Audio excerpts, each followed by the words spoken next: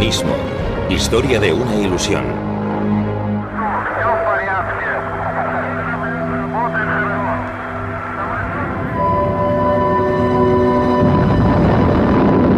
El colapso.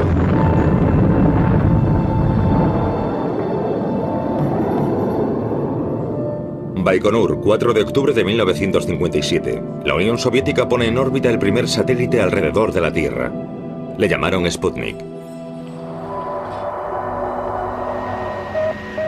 Un discreto pitido procedente del espacio exterior alarma al mundo occidental, que teme que los cohetes utilizados para lanzar el satélite puedan transportar bombas atómicas.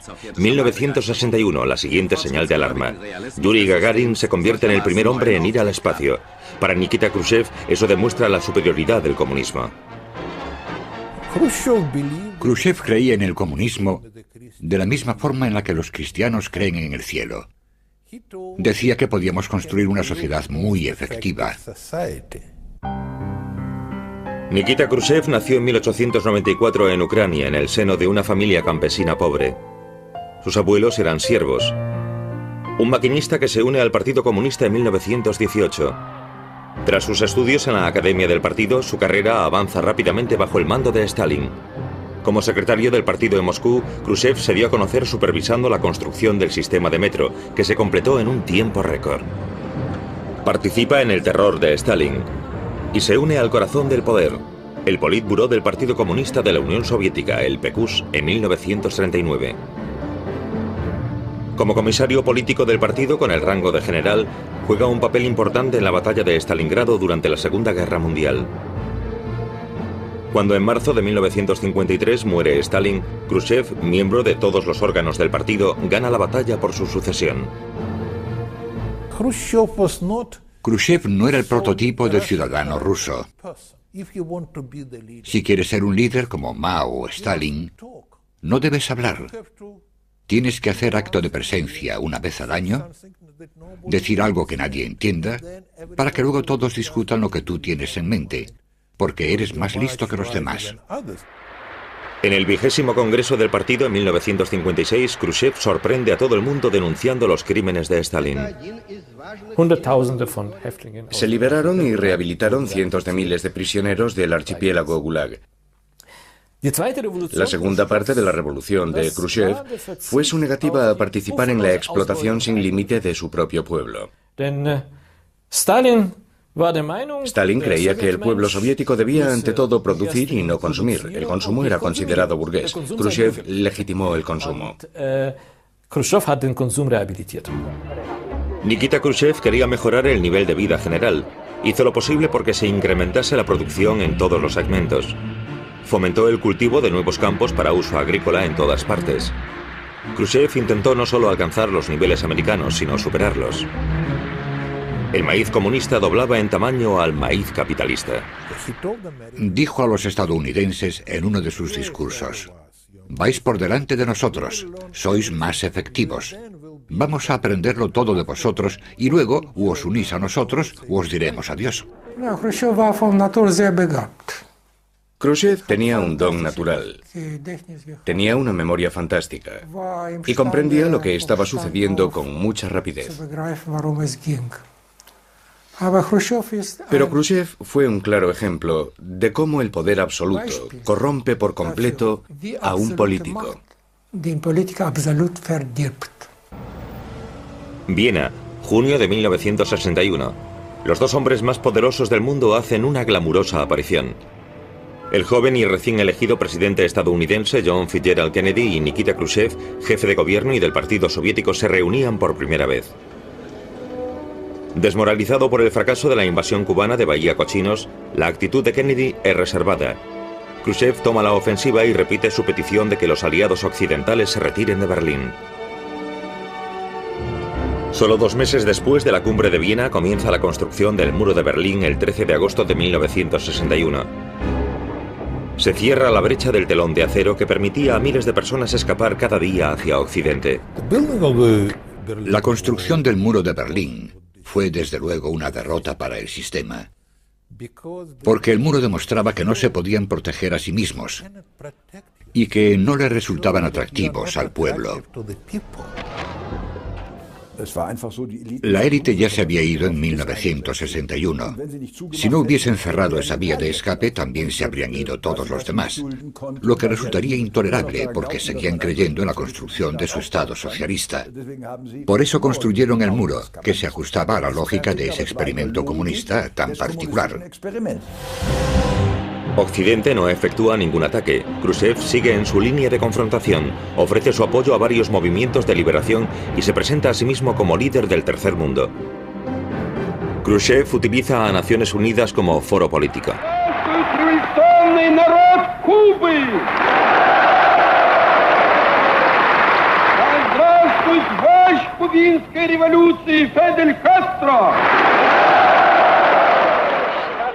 La política de boicot estadounidense conduce a Cuba al rincón comunista. Khrushchev is good friend, good Cuban friend. Your leaders speak about aggression to Cuba. Khrushchev speak about defending Cuba. You to take our plane. Khrushchev plane is our plane. Khrushchev is friend. Khrushchev quería ser respetado como un igual y presionó a todos los presidentes norteamericanos. El presidente Eisenhower, el presidente Kennedy. Fue una de las razones de la crisis de los misiles en Cuba. Quiero ser un igual. Y los norteamericanos no querían hacerlo voluntariamente. Por lo tanto, lo hicieron bajo la presión de Khrushchev. En octubre de 1962, aviones espía americanos fotografiaron bases de misiles en Cuba. Kennedy impone un bloqueo naval. La crisis se intensifica. Ambas partes se preparan para una guerra nuclear. El mundo está al borde de la aniquilación. En el último instante, Kennedy y Khrushchev logran llegar a un acuerdo secreto. Los barcos soviéticos cargados con misiles invierten el rumbo. A cambio, Estados Unidos accede a retirar sus misiles nucleares de la frontera turco-soviética en un plazo de 6 meses. El peligroso silencio entre los dos líderes se salva gracias a la instalación de una línea de telex, el famoso teléfono rojo. Las figuras más poderosas del mundo se dedicaban una vez más a juegos pacíficos. Aquí vemos a Nikita Khrushchev jugando al bádminton con el secretario de Estado estadounidense Dean Rusk. Pero la carrera económica con Occidente había fracasado. Khrushchev reconoce que una economía controlada centralmente es demasiado difícil de manejar. Sus ambiciosos proyectos políticos no tuvieron éxito. Tras una sucesión de fracasos en la agricultura, Khrushchev se ve obligado a comprar trigo al enemigo capitalista. Perdió prestigio. No quiero decir que Khrushchev perdiese prestigio personalmente, pero la Unión Soviética sí. Muchos miembros del partido de la denominada democracia del pueblo sentían lo mismo. Y creo que esa fue una de las razones por las que fue destituido. Entonces fue cuando comenzaron las reformas. Quería la descentralización y proporcionarles la mayor parte del poder a los dirigentes y reducir sus relaciones con el Estado solo mediante el pago de impuestos. Podría haber sido un primer paso hacia la economía de mercado. ¿Ingenieros? ¿Fábricas en la Unión Soviética? Imposible. Esa idea de un plan centralizado, donde se suponía que debíamos planear las cosas hasta el último detalle, era completamente absurda. Esperábamos convertirnos en autónomos, y eso no era posible. Y como añadido, la incompetencia de los oficiales del partido. Llegado a ese punto necesitábamos expertos. Intentar hacer planes cuando las cifras básicas ascendían a decenas de miles de millones. ¿Cómo podría alguien hacer eso? Se estaba hablando de reformas económicas de largo alcance. No solo necesariamente de privatización, sino de otras cosas también. Y realmente sin ellas, la economía soviética se iría a la bancarrota.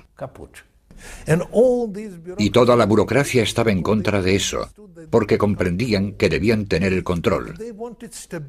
Y querían estabilidad y la certeza de que ocuparían sus puestos hasta que muriesen. Por lo tanto, querían que se les sustituyese. Para celebrar su 70º cumpleaños, en abril de 1964, a Nikita Khrushchev se le concede la mayor condecoración del país, héroe de la Unión Soviética.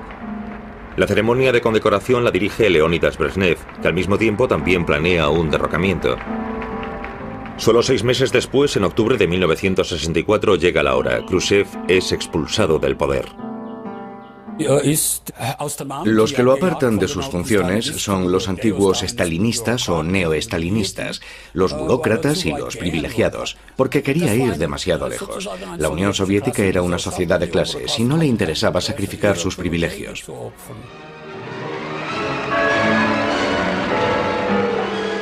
Leonidas Ilich Brezhnev es el nuevo y poderoso líder. Nacido en 1906 en Ucrania, hijo de un trabajador de la siderurgia, toma el clásico rumbo de convertirse en un oficial del partido. Después del derrocamiento de Khrushchev, es nombrado secretario general del Partido Comunista. Brezhnev redime a Stalin y garantiza puestos y privilegios. Su poder se basa en la máquina del partido y en el ejército.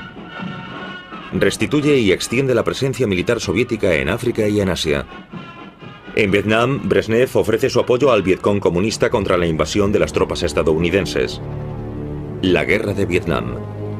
El constante bombardeo estadounidense y la elevada cifra de víctimas civiles vietnamitas provocan protestas en todo el mundo. Ho Chi Minh, Che Guevara y Fidel Castro se convierten en símbolos de la protesta estudiantil contra la Guerra de Vietnam y el sistema capitalista. Empiezan a leer a Marx y a Engels y a creer en un futuro socialista. Mostraban simpatía con la causa del tercer mundo, pero la mayoría lo que anhelaba era cambio, movimiento, nuevas experiencias, nuevos horizontes intelectuales, y por ese motivo no se referían al marxismo, sino al marxismo de la primera época, a la concepción romántica de Marx.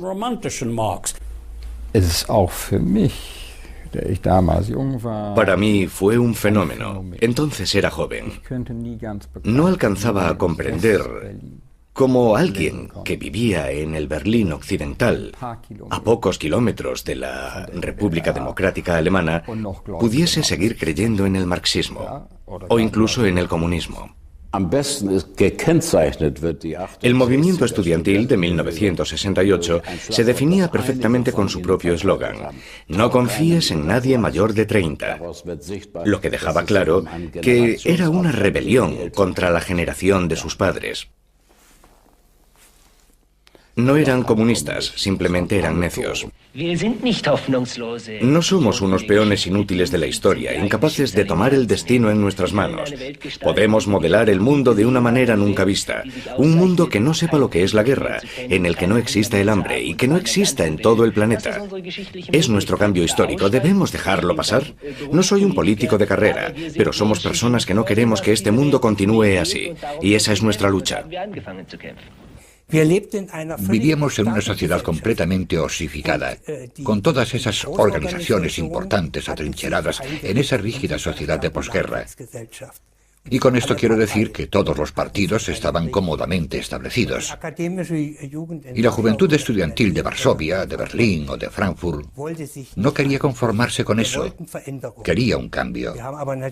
Por supuesto, no teníamos ni idea de que el cambio tardaría 30 años.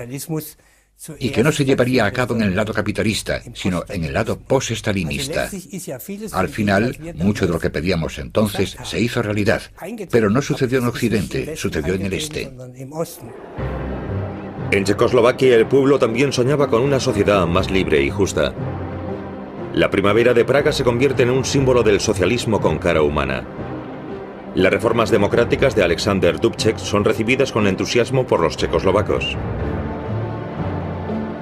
En julio de 1968, Leonidas Brezhnev llega a Bratislava para una reunión del Pacto de Varsovia y pide que los camaradas checoslovacos retomen el camino soviético del socialismo.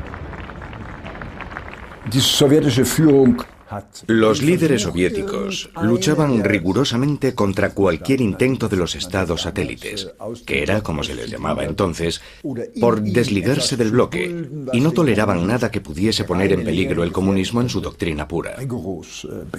Brezhnev, que era contrario a cualquier reforma, y que temía que si algo cambiaba, afectaría a la Unión Soviética, intentó paralizar esas cosas. 21 de agosto de 1968. Las tropas del Pacto de Varsovia entran en Praga.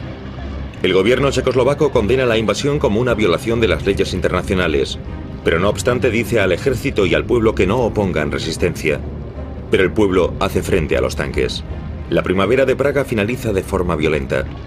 De manera retrospectiva, la Unión Soviética justifica sus actos con la doctrina de Brezhnev, el deber común de todos los miembros del Pacto de Varsovia de defender el socialismo. Tras la ocupación soviética de Checoslovaquia en 1968, escribí e hice público que ese era el inicio del fin del sistema soviético, porque eso significaba que ahora era un sistema basado enteramente en la fuerza militar y en la represión burocrática. No se debería olvidar nunca, aunque algunos lo hagan hoy en día, que la Unión Soviética tenía un enorme arsenal de armas nucleares. Eso significa que todas esas críticas contra Occidente por no intervenir ante unos crímenes tan horribles deberían tener en cuenta que esa intervención terminaría con una guerra mundial y con la muerte de millones de personas. Existía un peligro, y todos vivíamos conscientes de ese peligro. Y era enormemente importante mantener una postura militar que no les proporcionase a los líderes soviéticos ni el más remoto grado de confianza en que pudiesen ganar una guerra nuclear. Ambas superpotencias contaban con armas nucleares capaces de destruir el mundo varias veces. Un país no podía atacar al otro sin el riesgo de su propia caída. Esa superabundancia de armas se denominó la balanza del terror, y se suponía que su fin era garantizar la paz durante la Guerra Fría. La mayor concentración de armas se encuentra en los dos estados alemanes, el campo de batalla nuclear más apropiado. El nuevo gobierno alemán, bajo el mando de Willy Brandt, estudia las posibilidades de terminar con la confrontación entre los sistemas. El comunismo se basa en dos pilares. El primero es el poder militar, tanques y misiles. El segundo es la ideología. Son los medios para evitar que todo se derrumbe.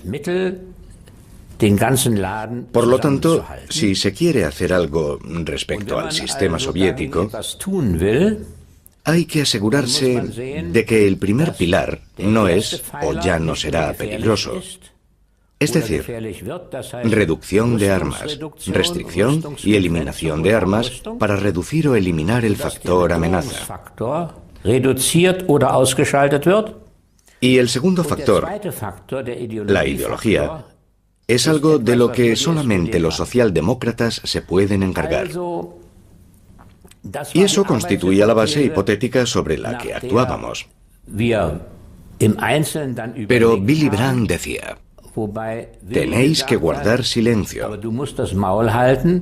No podemos permitir que nadie de fuera sepa que tenemos esta concepción en mente.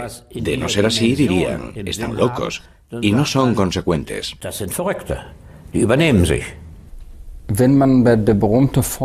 Si tomamos la famosa fórmula de Egon Bahr, el cambio a través de un acercamiento, ello también significa o implica la posibilidad de cierta convergencia. En otras palabras, una primavera de Praga exitosa.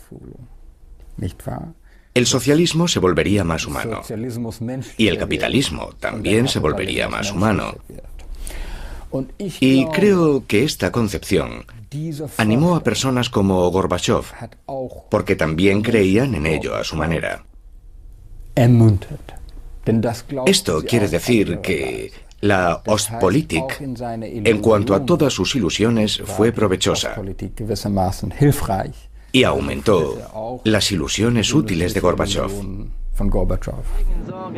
La Ostpolitik también significa reconciliarse a un nivel personal, algo que se demostró abiertamente en el verano de 1971.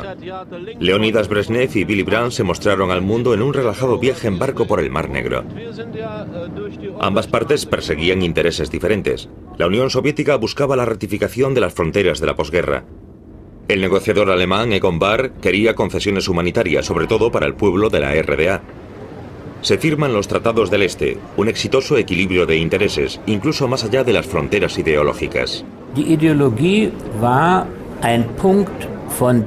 Después de sus charlas con Brezhnev, Brandt comprendió que en términos de ideología, básicamente eran cínicos.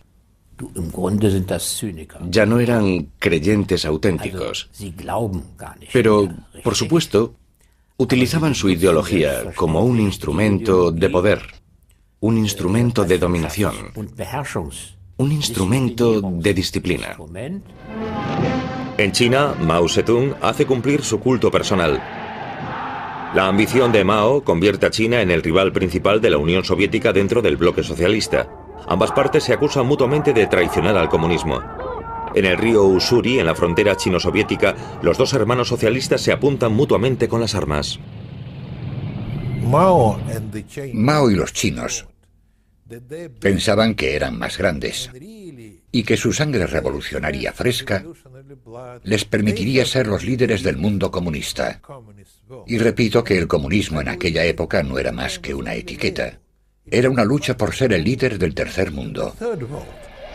Mientras la política exterior de Mao se afana por conseguir el papel dominante en el tercer mundo, el Partido Comunista Chino le desafía. Él moviliza al pueblo contra los funcionarios del Partido Comunista. Su reforma económica fracasa. Hay que pensar en ello como una guerra civil gigante. Por supuesto, se llevaron a cabo 1 o 2 juicios públicos, pero se trató de una guerra civil, con masacres horribles, y también otros juicios menores, no comparables con los juicios de Stalin, y en cierto modo, algo incluso más brutal que lo que sucedió en Moscú. Tras la muerte de Mao Zedong, en China se produjo otro cambio radical. Deng Xiaoping logró triunfar allí donde fracasó Nikita Khrushchev después de la muerte de Stalin. Con la lenta introducción de zonas empresariales libres, Deng llega a descentralizar la economía de acuerdo al modelo de la economía de mercado. Al mismo tiempo, el Partido Comunista se aferra a su poder.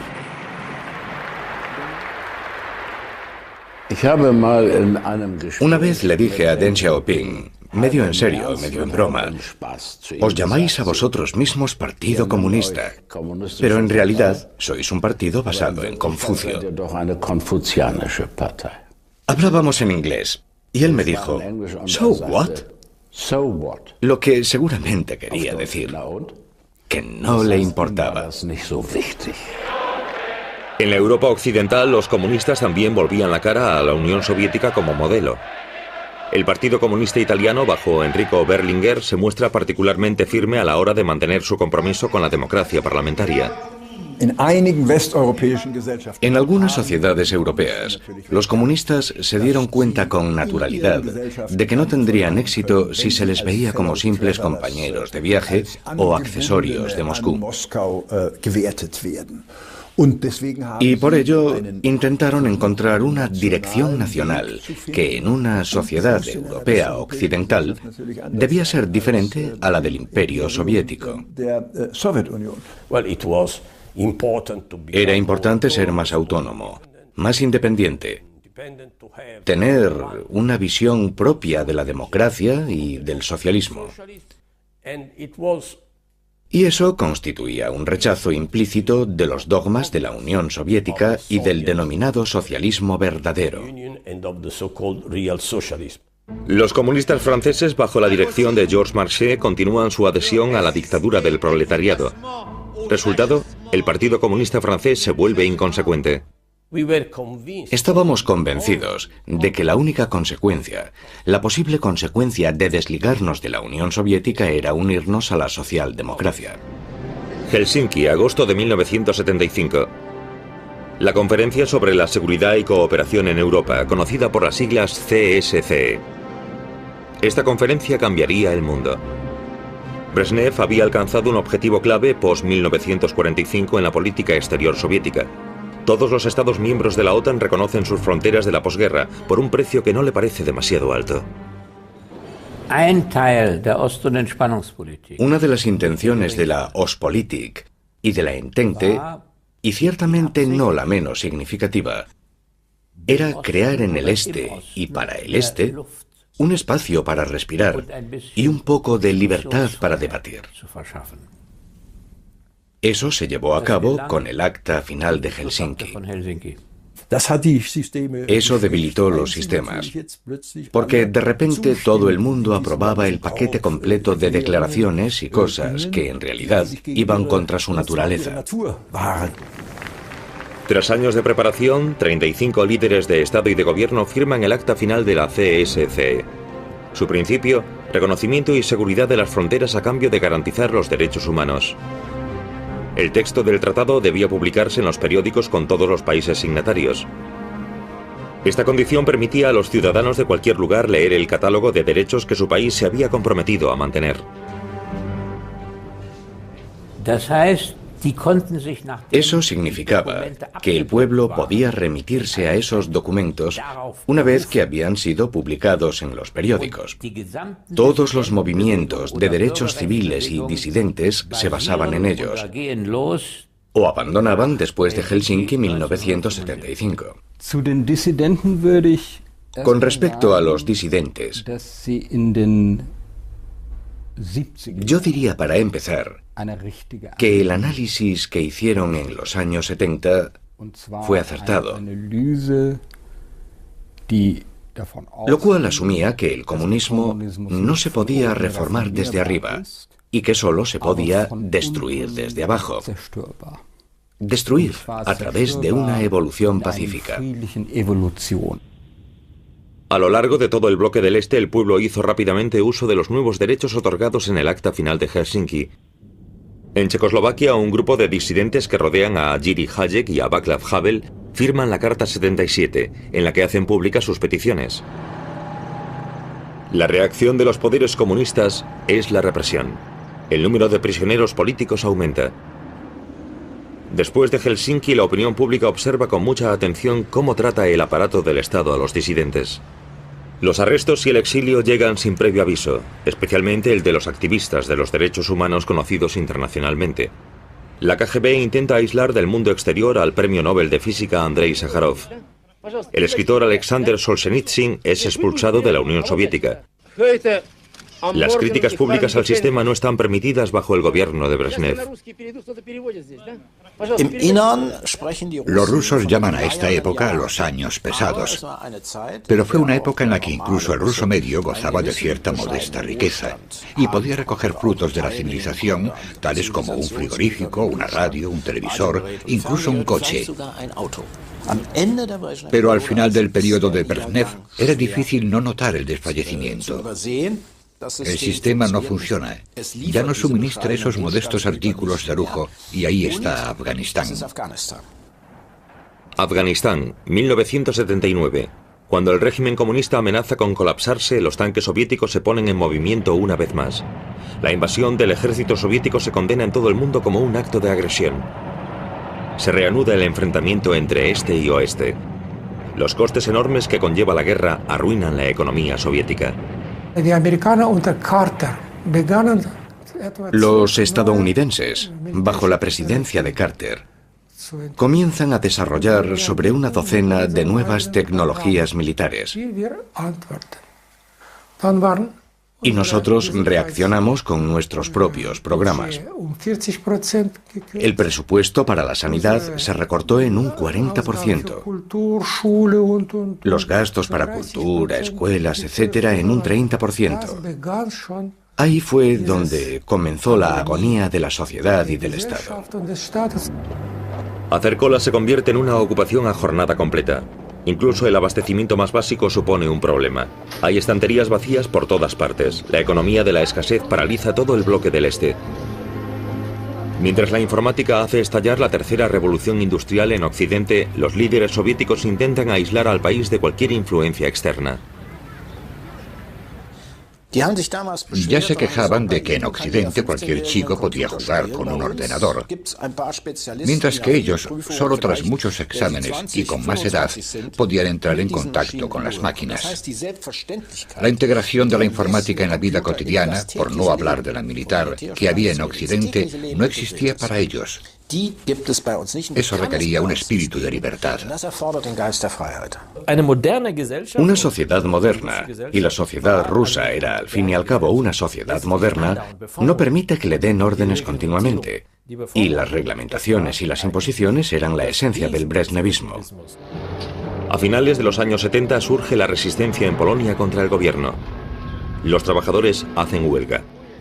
La resistencia en Polonia tenía mucho que ver con la fuerte posición de la Iglesia Católica y también con la particularidad de que los polacos tenían un obispo que había sido elegido papa.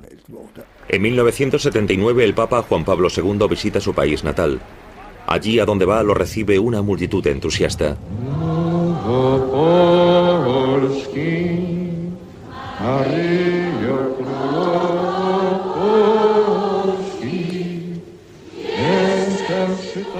Ohne polnischer Papst, kein Gorbatschow. Sin papa polaco no hay Gorbachov, Samtner Revolution. ni revolución de terciopelo en 1989. Es ist sicherlich richtig. Con toda certeza, Ohne sin el Papa y sin su visita a Polonia en 1979, la ruptura del régimen y la experiencia que condujo a Solidaridad no habría tenido lugar. zustande gekommen wäre. La visita del Papa inspira un nuevo movimiento de oposición. Los trabajadores del muelle de Lenin en Gdansk inician uniones independientes que se agrupan bajo el nombre de Solidarność, Solidaridad, bajo el liderazgo de Lech Walesa. Las diferentes voces de los grupos disidentes reclaman los derechos garantizados en Helsinki, convirtiéndose en un movimiento de masas que lucha por la autodeterminación. Ohne Solidarność, Sin Solidaridad no tendríamos a Gorbachov, der ganze Gorbatschow, ya que la premisa de la política europea de Gorbachov era: so geht's nicht. no se puede seguir así en Europa del Este, tenemos que cambiar algo de base en Europa del Este.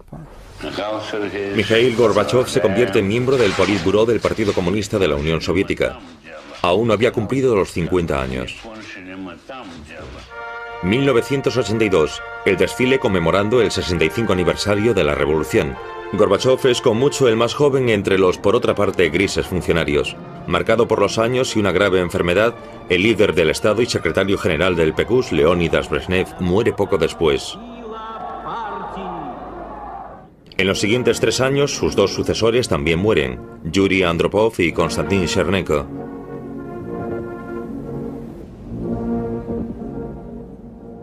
La elección de un Mikhail Gorbachev de 54 años como secretario general parece liberadora. Gorbachev, hijo de un conductor de cosechadora, estudió Derecho en Moscú. De camino al desfile del 1 de mayo con su familia, Gorbachev es ahora el hombre más poderoso de la Unión Soviética. El pueblo tiene sus esperanzas puestas en él. En mi primera charla con Gorbachov, él sacó a relucir que la idea de comunismo debía ser liberada del viejo bagaje que suponía el legado de Stalin. Liberada de los crímenes cometidos bajo las estructuras que Stalin había levantado. Por lo tanto, las ideas de Lenin volvían a parecer muy atractivas. No hay duda de que Gorbachov quería resucitar el comunismo ideal de la manera en que Lenin lo había planeado originalmente. Y Gorbachov pensaba que él sería capaz de hacerlo. Gorbatschow war doch. En lo más profundo, Gorbachov era un hombre de la primavera de Praga. Glaubte am Sozialismus. Creía en un socialismo con cara humana. Glaubte, dass der Kommunismus. Creía que el comunismo se podía reformar. Y sin esa ilusión seguramente no habría llegado tan lejos. Sicherlich nicht so weit gegangen. Die ganze Hetze gegen die Dissidenten La persecución de disidentes finalizó. war zu Ende.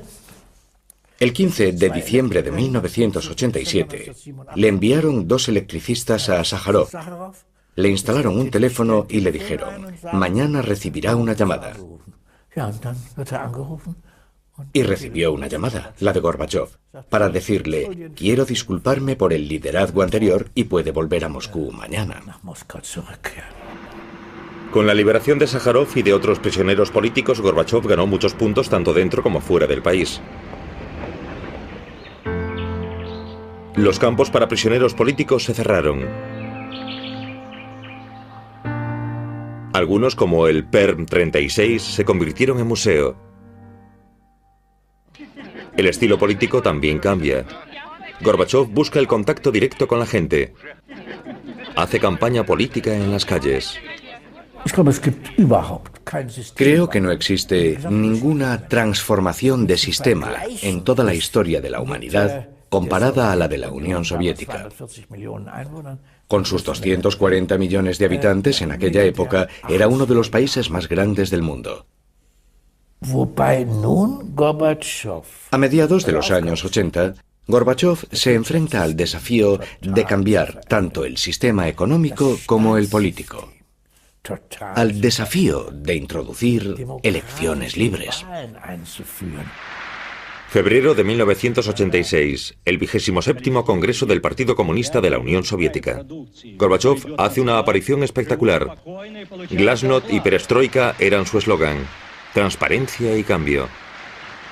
Los diputados del partido están embelesados. En el aire hay un sentimiento de optimismo.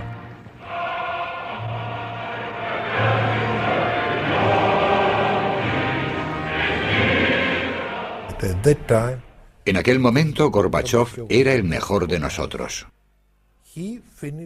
Acabó con la Guerra Fría. Redujo la amenaza nuclear. Fue un gran cooperador y opositor.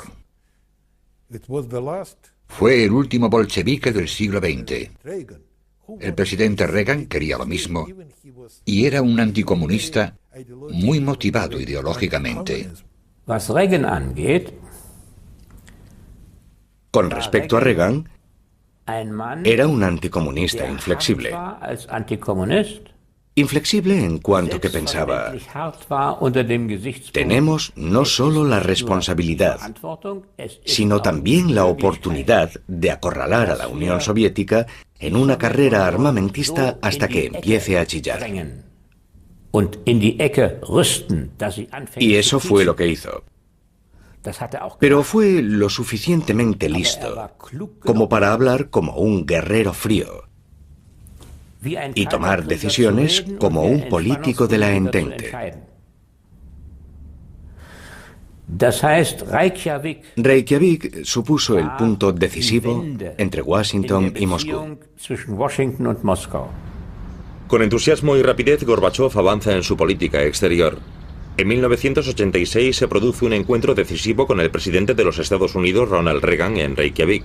Uno de los principales problemas del gobierno soviético es la presión feroz de los Estados Unidos para que se modernice. Tras años de carrera armamentística, comienza a hablarse en serio de una reducción de armas. Reykjavik es solo el comienzo del amplio recorrido diplomático de Gorbachov. Es un virtuoso de la escena internacional, sobre todo de Naciones Unidas. Con sus propuestas para la reducción de armas, fuerza la decisión del presidente de los Estados Unidos. Pero Mikhail Gorbachov también se encuentra bajo presión. Debe sanear el presupuesto de su gobierno eliminando unas armas decisivas y los gastos bélicos. Sí, Afganistán. Desde 1979, las tropas soviéticas estaban involucradas en una guerra injustificada y agresiva al ocupar Afganistán. Las palabras de Gorbachov todavía resuenan hoy en día. Afganistán es una herida abierta.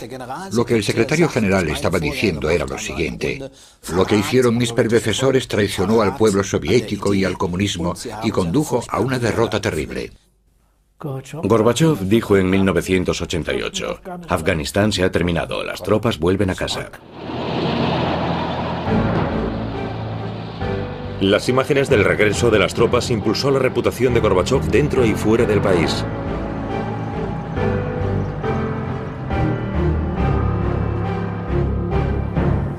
innenpolitisch hat versagt. Fracasó en términos de política interior.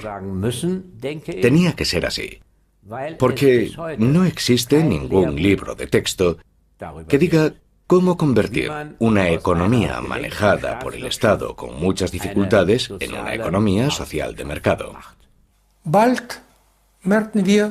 Pronto nos dimos cuenta de que no tenía un sistema, un programa.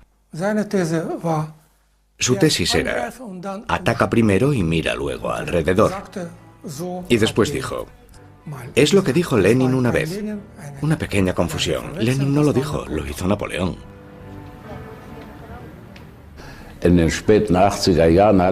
A finales de los 80, Gorbachov me invitó a que hablásemos.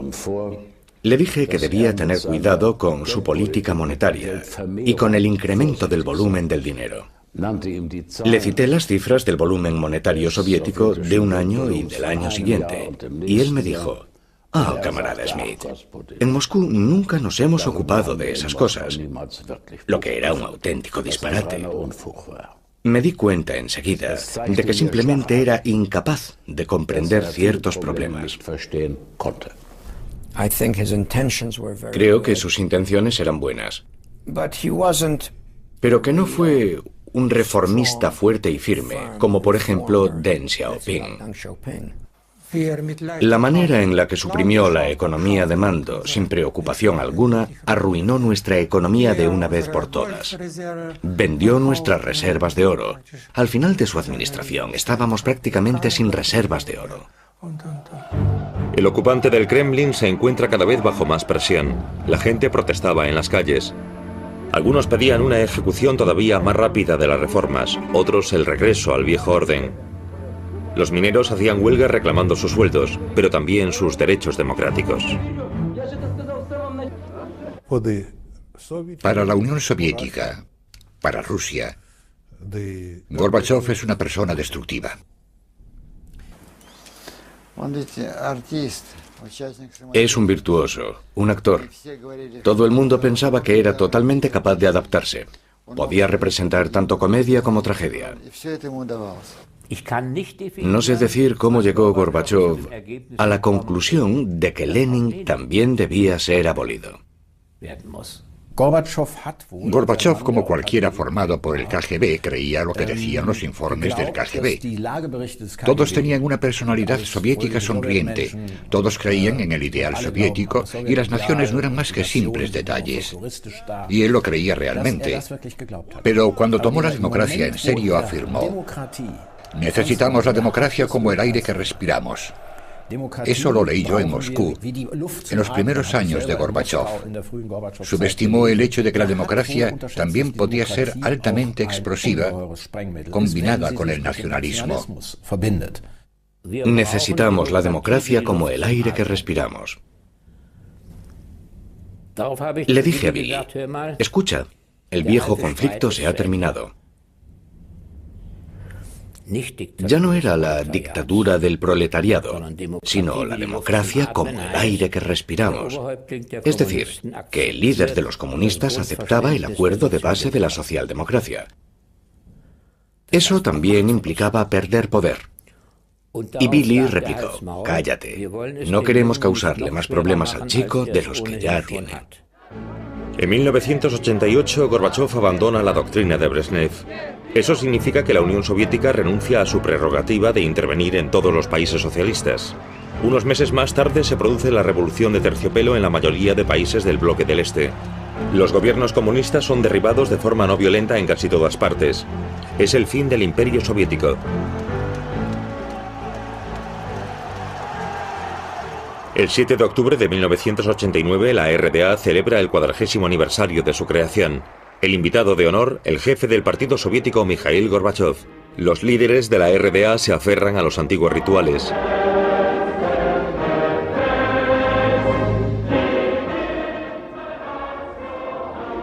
Pero en las calles se forman protestas. Aquí también Gorbachov es un faro de esperanza.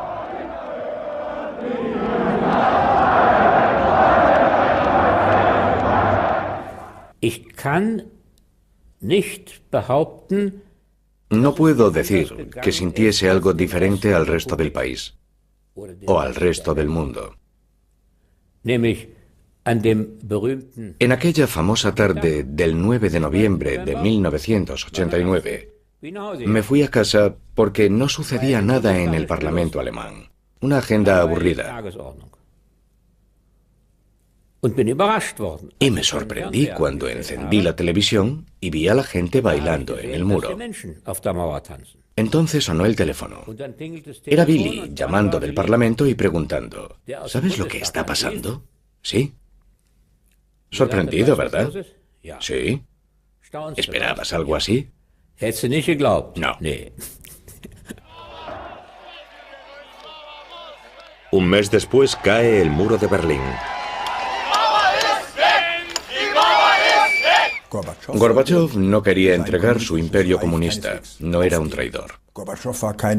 Gorbachov era comunista, pero no tenía un concepto claro y efectivo de cómo reformar el comunismo.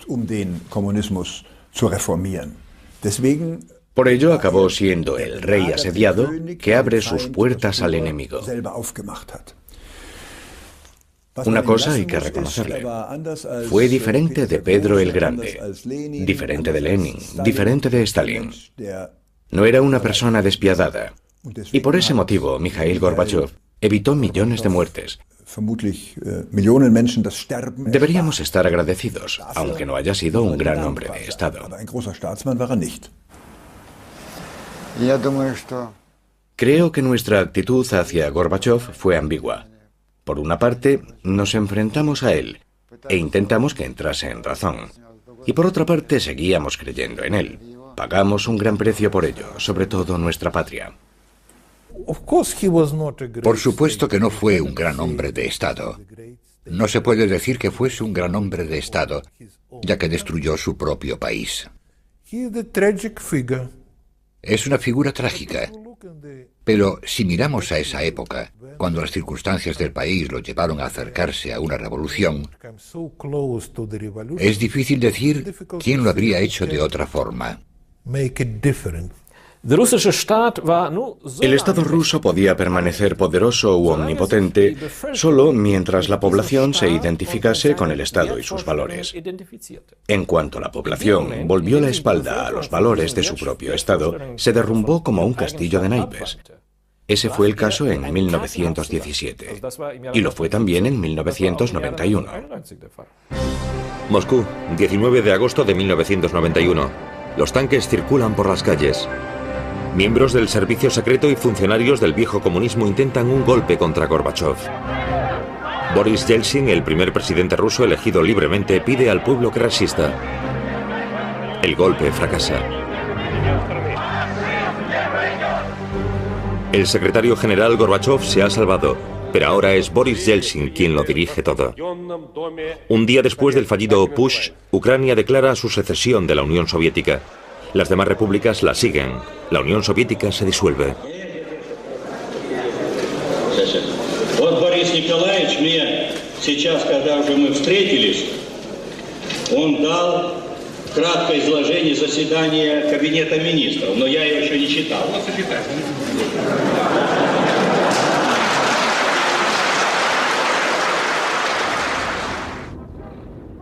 El 25 de diciembre de 1991, Gorbachev pronuncia un discurso por televisión presentando su renuncia como último líder comunista de la Unión Soviética. El gran experimento socialista que comenzó con Lenin en 1917 ha fracasado.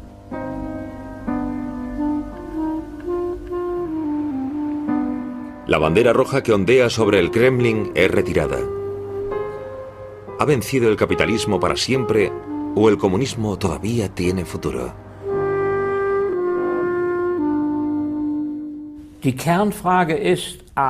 La primera pregunta esencial es: ¿el capitalismo puede reformarse después de que su aspirante ha demostrado su incapacidad de reforma?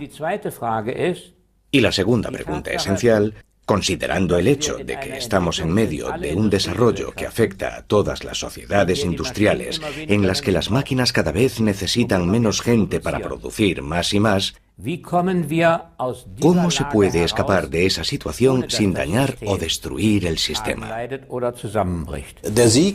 Yo no creo en la eterna victoria del capitalismo. Pero tampoco creo en que una doctrina tan absurda y antihumana como el comunismo pueda restablecerse. Creo que el próximo cambio decisivo se dará para reprimir políticamente este increíble sistema económico y dinámico. El viejo comunismo no va a regresar. Los conflictos socioeconómicos son demasiado brutales y demasiado complicados.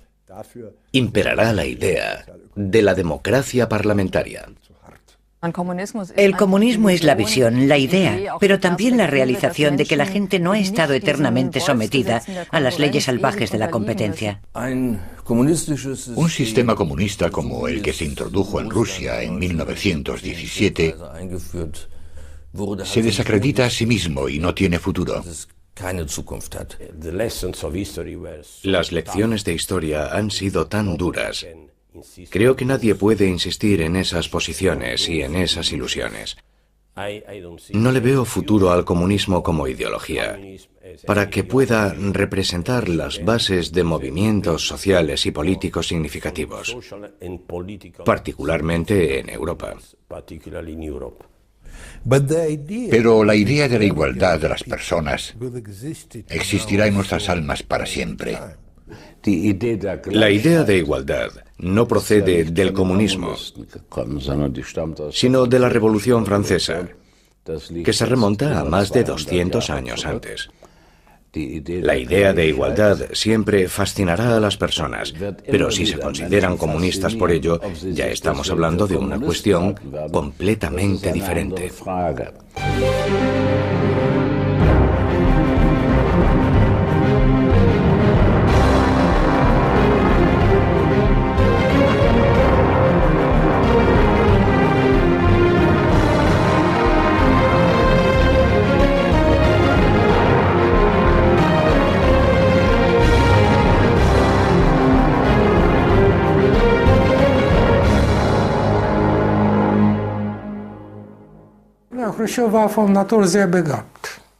Khrushchev tenía un don natural, tenía una memoria fantástica y comprendía lo que estaba sucediendo con mucha rapidez.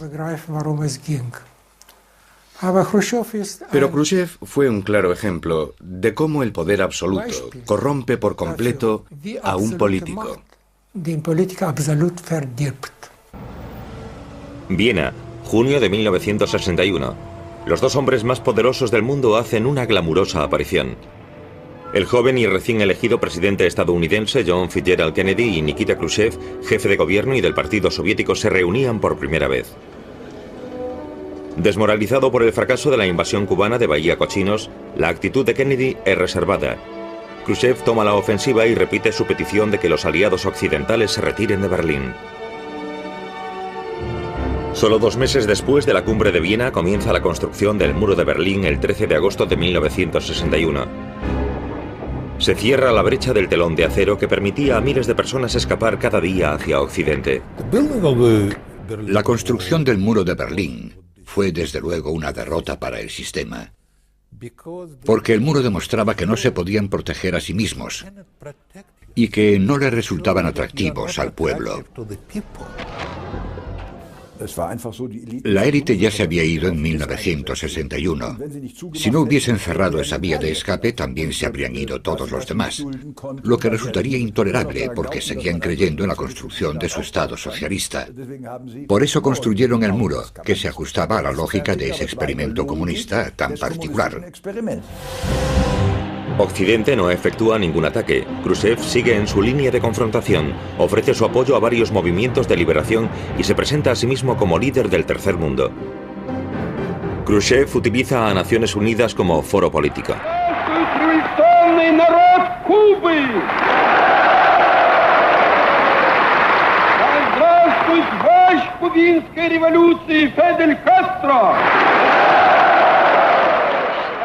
La política de boicot estadounidense conduce a Cuba al rincón comunista. Khrushchev is good friend, good Cuban friend. Your leaders speak about aggression to Cuba. Khrushchev speak about defending Cuba. You to take our plane. Khrushchev plane is our plane. Khrushchev is friend. Khrushchev quería ser respetado como un igual y presionó a todos los presidentes norteamericanos. El presidente Eisenhower, el presidente Kennedy. Fue una de las razones de la crisis de los misiles en Cuba. Quiero ser un igual. Y los norteamericanos no querían hacerlo voluntariamente. Por lo tanto, lo hicieron bajo la presión. En 1979, el Papa Juan Pablo II visita su país natal. Allí a donde va lo recibe una multitud entusiasta.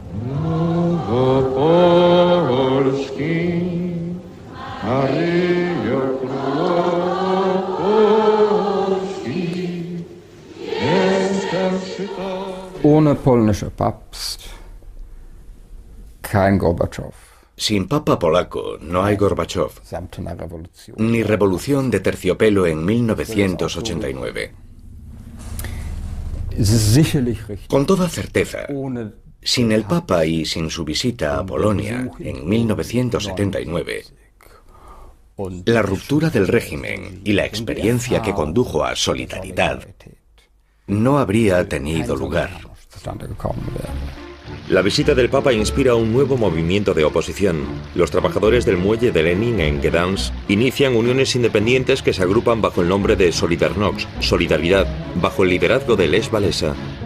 Las diferentes voces de los grupos disidentes reclaman los derechos garantizados en Helsinki, convirtiéndose en un movimiento de masas que lucha por la autodeterminación. Sin solidaridad, no tendríamos a Gorbachov, ya que la premisa de la política europea de Gorbachov era: no se puede seguir así en Europa del Este, tenemos que cambiar algo de base en Europa del Este.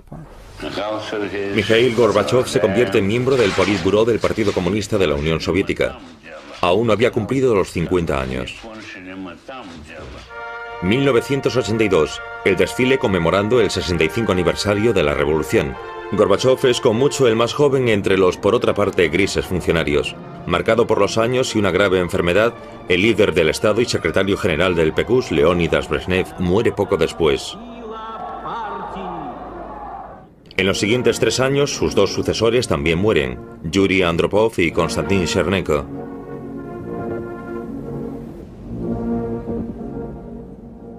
La elección de un Mikhail Gorbachov de 54 años como secretario general parece liberadora.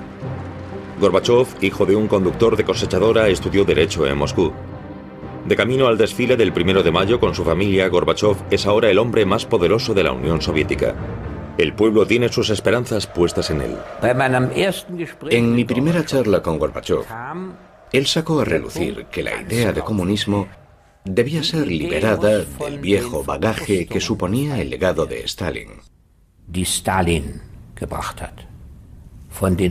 Liberada de los crímenes cometidos bajo las estructuras que Stalin había levantado. Por lo tanto, las ideas de Lenin volvían a parecer muy atractivas. Por primera vez. Desmoralizado por el fracaso de la invasión cubana de Bahía Cochinos, la actitud de Kennedy es reservada. Khrushchev toma la ofensiva y repite su petición de que los aliados occidentales se retiren de Berlín. Solo 2 meses después de la cumbre de Viena comienza la construcción del muro de Berlín el 13 de agosto de 1961. Se cierra la brecha del telón de acero que permitía a miles de personas escapar cada día hacia Occidente. La construcción del muro de Berlín fue desde luego una derrota para el sistema, porque el muro demostraba que no se podían proteger a sí mismos y que no le resultaban atractivos al pueblo. La élite ya se había ido en 1961. Si no hubiesen cerrado esa vía de escape, también se habrían ido todos los demás, lo que resultaría intolerable porque seguían creyendo en la construcción de su Estado socialista. Por eso construyeron el muro, que se ajustaba a la lógica de ese experimento comunista tan particular. Occidente no efectúa ningún ataque. Khrushchev sigue en su línea de confrontación, ofrece su apoyo a varios movimientos de liberación y se presenta a sí mismo como líder del tercer mundo. Khrushchev utiliza a Naciones Unidas como foro político.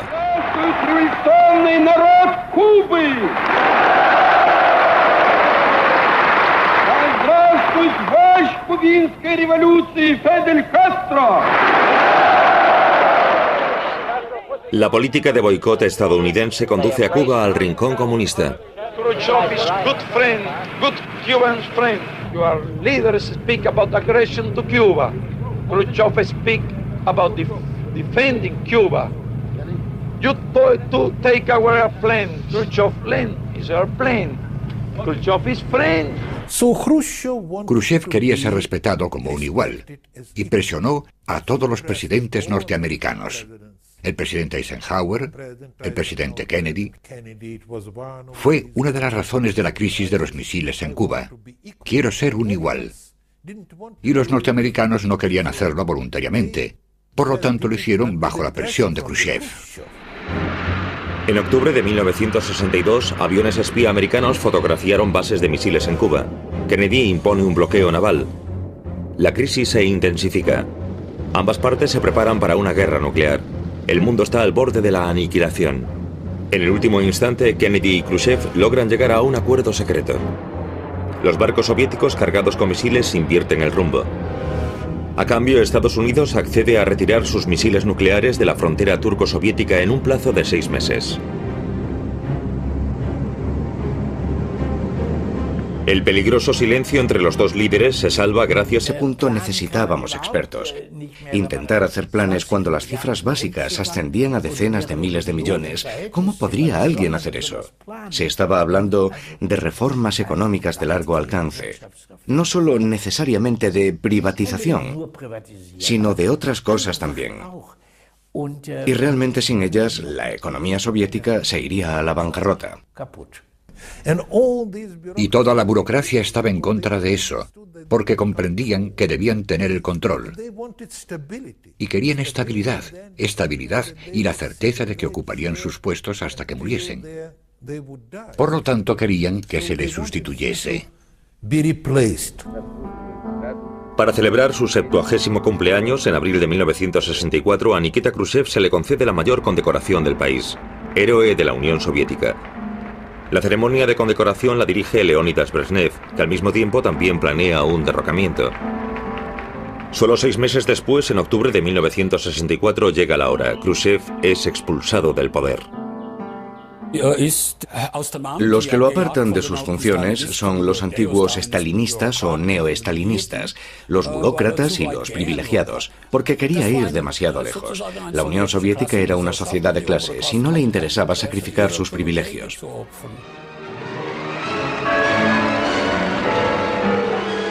Leónidas Ilich Brezhnev es el nuevo y poderoso líder.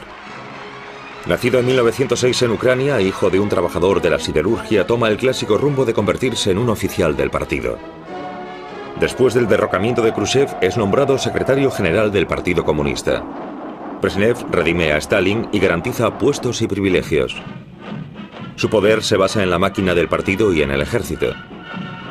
Restituye y extiende la presencia militar soviética en África y en Asia. En Vietnam, Brezhnev ofrece su apoyo al Vietcong comunista contra la invasión de las tropas estadounidenses. La guerra de Vietnam. El constante bombardeo estadounidense y la elevada cifra de víctimas civiles vietnamitas provocan protestas en todo el mundo. Ho Chi Minh, Che Guevara y Fidel Castro se convierten en símbolos de la protesta estudiantil contra la guerra de Vietnam y el sistema capitalista. Empiezan a leer a Marx y a Engels y a creer en un futuro socialista. Mostraban simpatía con la causa del tercer mundo, pero la mayoría lo que anhelaba era cambio, movimiento, nuevas experiencias, nuevos horizontes intelectuales, y por ese motivo no se referían al marxismo, sino al marxismo de la primera época, a la concepción romántica de Marx.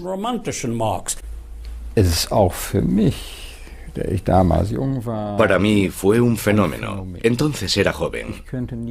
No alcanzaban día que la Unión Soviética tenía un enorme arsenal de armas nucleares.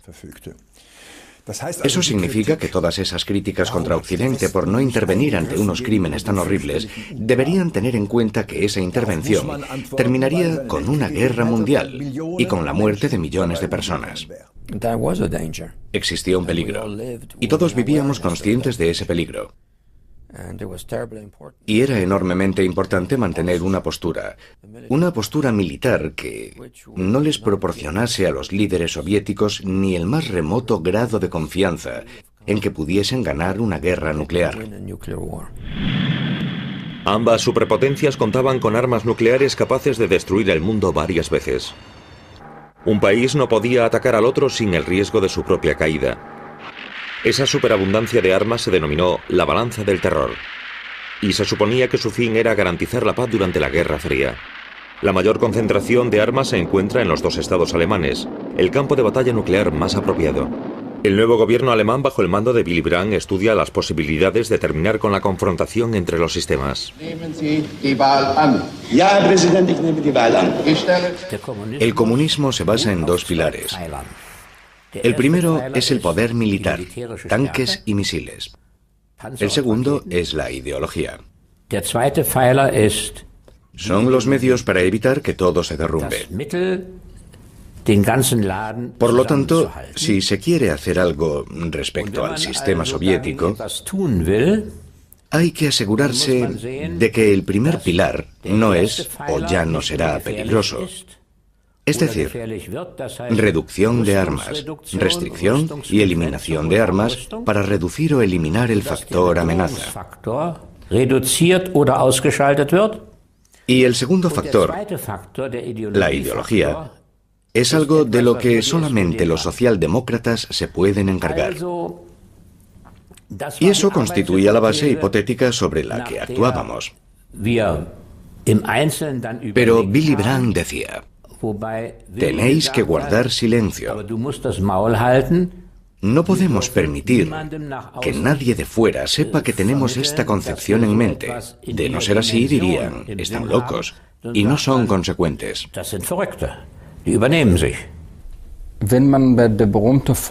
Si tomamos la famosa fórmula de Egon Bahr, el cambio a través de un acercamiento, ello también significa o implica la posibilidad de cierta convergencia.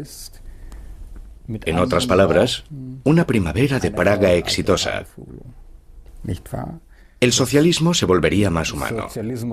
Y el capitalismo también, sino de otras cosas también. Y realmente sin ellas, la economía soviética se iría a la bancarrota.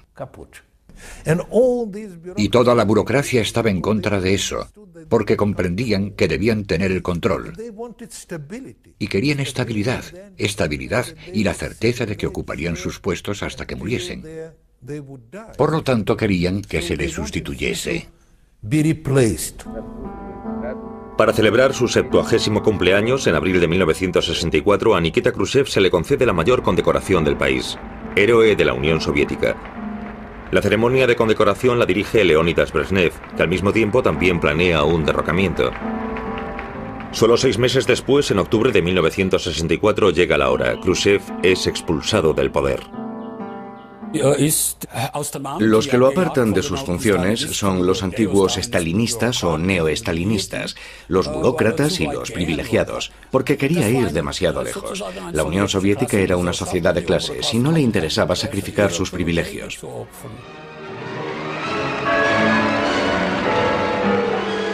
Leónidas Ilich Brezhnev es el nuevo y poderoso líder.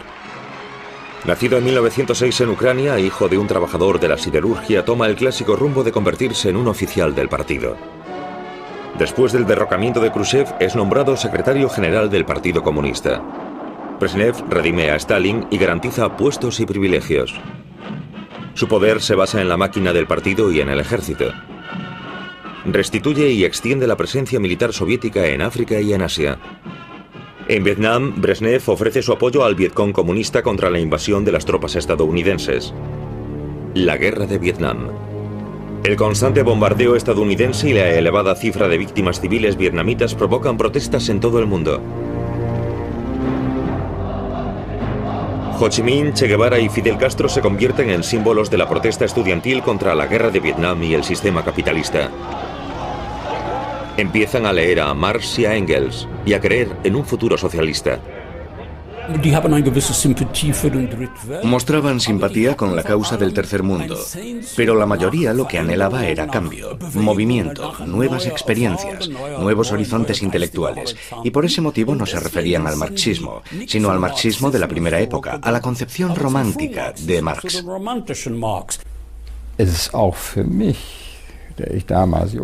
Para mí fue un fenómeno. Entonces era joven. No alcanzaba a comprender cómo alguien que vivía en el Berlín occidental, a pocos kilómetros de la República Democrática Alemana, pudiese seguir creyendo en el marxismo o incluso en el comunismo. 30 millones de habitantes en aquella época, era uno de los países más grandes del mundo. A mediados de los años 80, Gorbachov se enfrenta al desafío de cambiar tanto el sistema económico como el político, al desafío de introducir elecciones libres. Febrero de 1986, el 27º Congreso del Partido Comunista de la Unión Soviética. Gorbachov hace una aparición espectacular. Glasnost y perestroika eran su eslogan. Transparencia y cambio. Los diputados del partido están embelesados. En el aire hay un sentimiento de optimismo.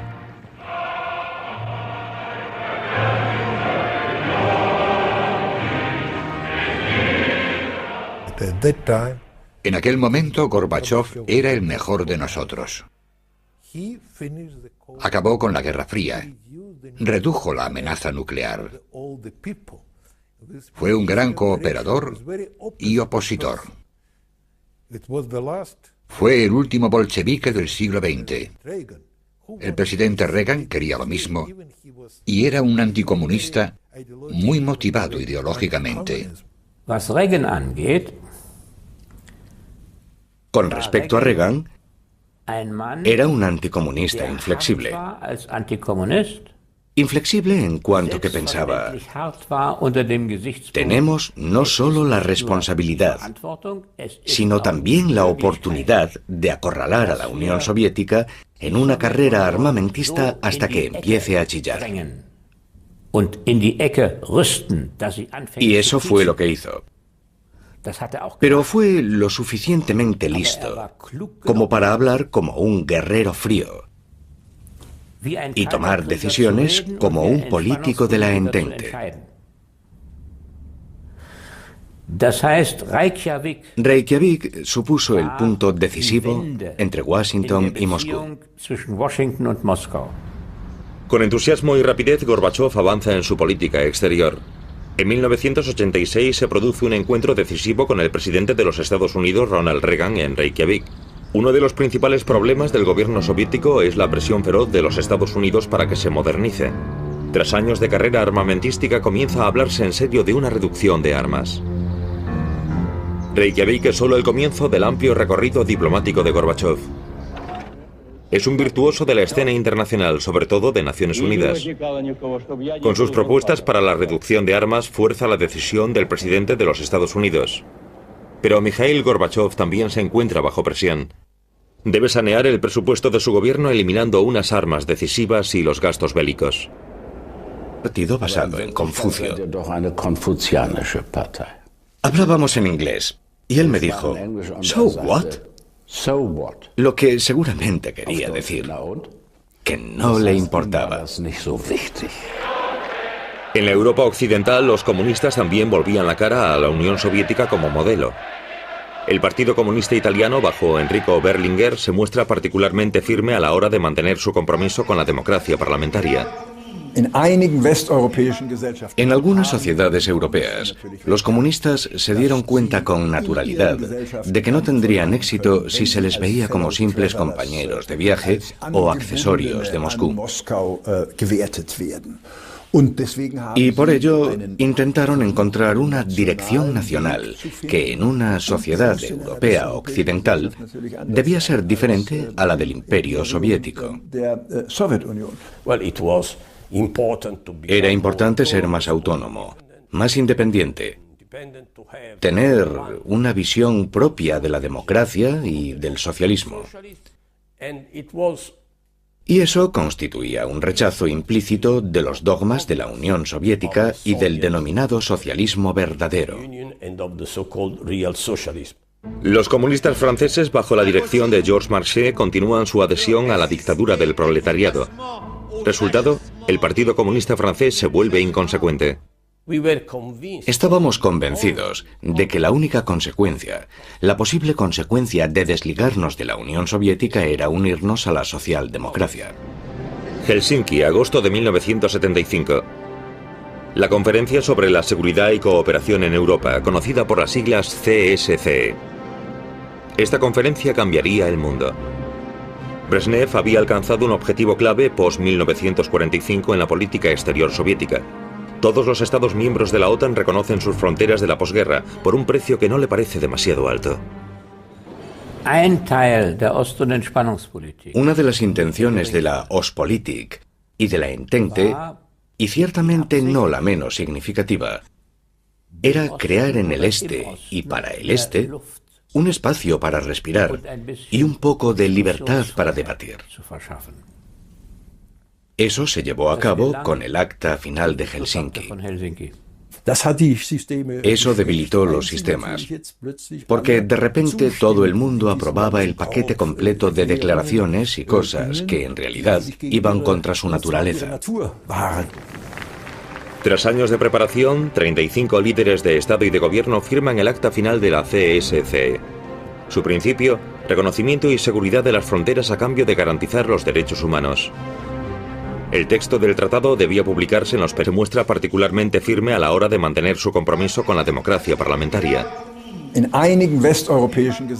algunas sociedades europeas, los comunistas se dieron cuenta con naturalidad de que no tendrían éxito si se les veía como simples compañeros de viaje o accesorios de Moscú. Y por ello intentaron encontrar una dirección nacional que en una sociedad europea occidental debía ser diferente a la del Imperio Soviético. Era importante ser más autónomo, más independiente, tener una visión propia de la democracia y del socialismo. Y eso constituía un rechazo implícito de los dogmas de la Unión Soviética y del denominado socialismo verdadero. Los comunistas franceses, bajo la dirección de Georges Marchais, continúan su adhesión a la dictadura del proletariado. Resultado, el Partido Comunista Francés se vuelve inconsecuente. Estábamos convencidos de que la única consecuencia, la posible consecuencia de desligarnos de la Unión Soviética era unirnos a la socialdemocracia. Helsinki, agosto de 1975. La Conferencia sobre la Seguridad y Cooperación en Europa, conocida por las siglas CSCE. Esta conferencia cambiaría el mundo. Brezhnev había alcanzado un objetivo clave post-1945 en la política exterior soviética.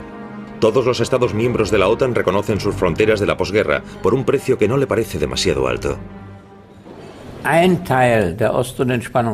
Una de las intenciones de la Ostpolitik y de la Entente, y ciertamente no la menos significativa, era crear en el este y para el este un espacio para respirar y un poco de libertad para debatir.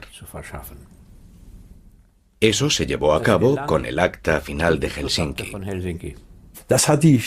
Eso debilitó los sistemas, porque de repente todo el mundo aprobaba el paquete completo de declaraciones y cosas que en realidad iban contra su naturaleza. Tras años de preparación, 35 líderes de Estado y de Gobierno firman el acta final de la CSCE. Su principio, reconocimiento y seguridad de las fronteras a cambio de garantizar los derechos humanos. El texto del tratado debía publicarse en los periódicos con todos los países signatarios. Esta condición permitía a los ciudadanos de cualquier lugar leer el catálogo de derechos que su país se había comprometido a mantener. Eso significaba que el pueblo podía remitirse a esos documentos una vez que habían sido publicados en los periódicos. Todos los movimientos... Una herida abierta. Lo que el secretario general estaba diciendo era lo siguiente: lo que hicieron mis predecesores traicionó al pueblo soviético y al comunismo y condujo a una derrota terrible. Gorbachov dijo en 1988, Afganistán se ha terminado, las tropas vuelven a casa. Las imágenes del regreso de las tropas impulsó la reputación de Gorbachov dentro y fuera del país.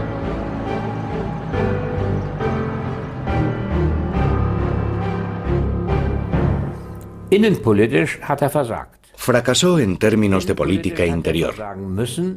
Tenía que ser así, porque no existe ningún libro de texto que diga cómo convertir una economía manejada por el Estado con muchas dificultades en una economía social de mercado. Pronto nos dimos cuenta de que no tenía un sistema, un programa. Su tesis era: ataca primero y mira luego alrededor. Y después dijo: es lo que dijo Lenin una vez. Una pequeña confusión. Lenin no lo dijo, lo hizo Napoleón.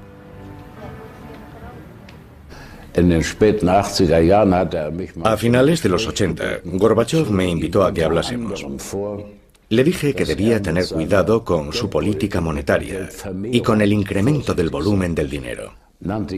Le cité las cifras del volumen monetario soviético de un año y del año siguiente, y él me dijo: «Ah, camarada Smith, en Moscú nunca nos hemos ocupado de esas cosas», lo que era un auténtico disparate. Me di cuenta enseguida de que simplemente era incapaz de comprender ciertos problemas. Creo que sus intenciones eran buenas, pero que no fue un reformista fuerte y firme, como por ejemplo Deng Xiaoping. La manera en la que suprimió la economía de mando sin preocupación alguna arruinó nuestra economía de una vez por todas. Vendió nuestras reservas de oro. Al final de su administración estábamos prácticamente sin reservas de oro. El ocupante del Kremlin se encuentra cada vez bajo más presión. La gente protestaba en las calles. Algunos pedían una ejecución todavía más rápida de las reformas, otros el regreso al viejo orden. Los mineros hacían huelga reclamando sus sueldos, pero también sus derechos democráticos. Para la Unión Soviética, para Rusia, Gorbachov es una persona destructiva. Es un virtuoso, un actor. Todo el mundo pensaba que era totalmente capaz de adaptarse. Su propio estado se derrumbó como un castillo de naipes. Ese fue el caso en 1917, y lo fue también en 1991. Moscú, 19 de agosto de 1991. Los tanques circulan por las calles. Miembros del servicio secreto y funcionarios del viejo comunismo intentan un golpe contra Gorbachov. Boris Yeltsin, el primer presidente ruso elegido libremente, pide al pueblo que resista.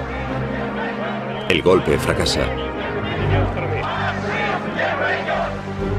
El secretario general Gorbachov se ha salvado, pero ahora es Boris Yeltsin quien lo dirige todo. Un día después del fallido putsch, Ucrania declara su secesión de la Unión Soviética. Las demás repúblicas la siguen. La Unión Soviética se disuelve. Вот Борис Николаевич мне сейчас, когда уже мы встретились, он дал краткое изложение заседания Кабинета министров, но я его еще не читал.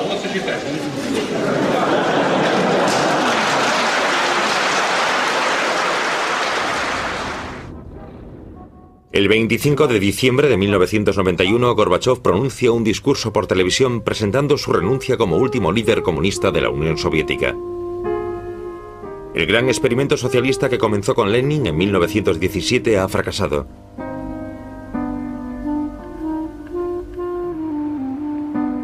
La bandera roja que ondea sobre el Kremlin es retirada. ¿Ha vencido el capitalismo para siempre o el comunismo todavía tiene futuro? Die Kernfrage ist A. La primera pregunta esencial es: ¿el capitalismo puede reformarse después de que su aspirante ha demostrado su incapacidad de reforma? Y la segunda pregunta esencial, considerando el hecho de que estamos en medio de un desarrollo que afecta a todas las sociedades industriales, en las que las máquinas cada vez necesitan menos gente para producir más y más, ¿cómo se puede escapar de esa situación sin dañar o destruir el sistema? Yo no creo en la eterna victoria del capitalismo, pero tampoco creo en que una doctrina tan absurda y antihumana como el comunismo pueda restablecerse. Creo que el próximo cambio decisivo se dará para reprimir políticamente este increíble sistema económico y dinámico. El viejo comunismo no va a regresar. Los conflictos socioeconómicos son demasiado brutales y demasiado complicados. Imperará la idea de la democracia parlamentaria. El comunismo Y a lo mismo, y era un anticomunista muy motivado ideológicamente. Was Reagan angeht, Con respecto a Reagan, ein Mann, era un anticomunista der inflexible. hart war als Antikommunist, Inflexible en cuanto que pensaba: selbstverständlich hart war unter dem Gesichtspunkt tenemos no solo la responsabilidad, Verantwortung, es ist sino auch también die la Möglichkeit, oportunidad de acorralar a la Unión Soviética en una carrera armamentista hasta que empiece a chillar. drängen. Y eso fue lo que hizo. Pero fue lo suficientemente listo como para hablar como un guerrero frío y tomar decisiones como un político de la Entente. Reykjavik supuso el punto decisivo entre Washington y Moscú. Con entusiasmo y rapidez, Gorbachov avanza en su política exterior. En 1986 se produce un encuentro decisivo con el presidente de los Estados Unidos, Ronald Reagan, en Reykjavik. Uno de los principales problemas del gobierno soviético es la presión feroz de los Estados Unidos para que se modernice.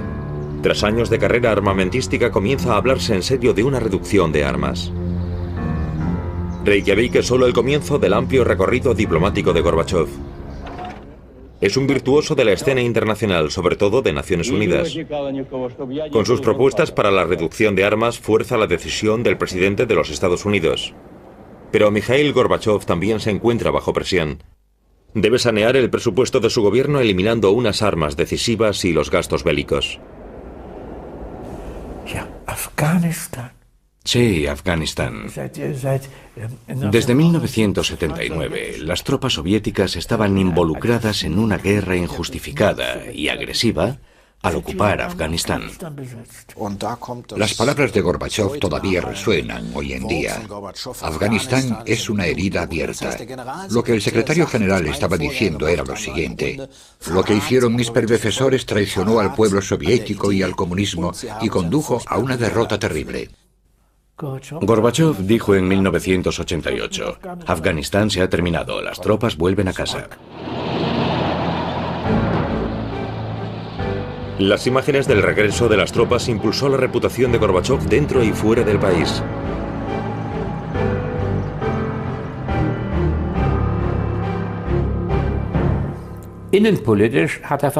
Fracasó en términos de política interior. Tenía que ser así, porque no existe ningún libro de texto que diga cómo convertir una economía manejada por el Estado con muchas dificultades en una